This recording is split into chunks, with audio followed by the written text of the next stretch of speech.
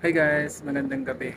So, nandito ako sa pinaka-old area ng Jeddah, Saudi Arabia. Ito yung tinatawag na historical area kasi makita nyo dito yung mga super luma-lumang mga bahay. Ayan, nasa likod ko, di ba?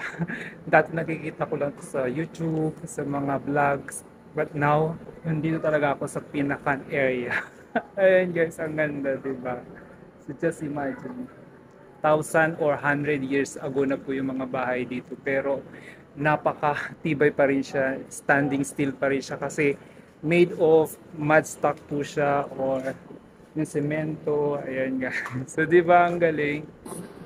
As in super ganda ng area, napaka-historical. You will see something here very, you know, very fantastic, amazing. Ayan, tingnan niyo yung likod. Kasi ang daming tao dito, mga nagbi-visit din, mga tourist din. Di ba? Ang galing. Ang galing ng Saudi na preserve nila yung kanilang ano, yung history. Let's say yung bahay, let's say yung mga building na yan. Sabi nga nila, yung iba dyan is thousands ago na. So yung iba 100 years ago. So pinipreserve talaga nila yan. Hindi nila dinidemolish. Instead, babaguhin daw yata yan yung mga 50 years old or yung mga 500 years old na building. Sabi nila is babaguhin niya. Kung babaguhin, it means yung papagandahin lang siya, lalong papatibayin para at least ma-preserve ang kanilang history. So, di ba, ang galing nyo? Parang Intramuros, Manila. Charot lang, guys. So, karamihan din talaga dito mga turista, nagbibisita sila na tumitingin. So, di ba, parang ako lang ang hindi turista kasi mukha ako. ano, mukha ako Saudi. Charot.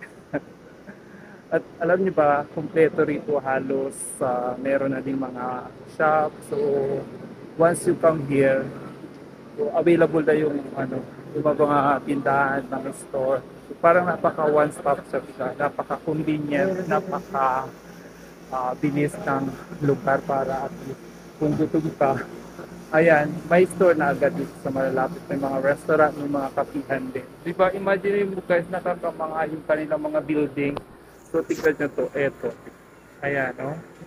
Diba, yung kung tinawakan ko siya, para siyang putik talaga na pinatigas lang. Yung nahinaluan ng semento. Ayan, oh, diba? So, imagine mo to, eto guys, na pintuan na to, hindi pa rin siya tinatanggal. Ayan. Diba? Ilang years na kaya ito nandito. Ayan. Magkita nyo, oh. Diba ang galing? Yung likod niya is sinira na tinibag na siguro babaguhin. Pero imagine niyo yung pinto, ilang years na kaya yung pinto niya.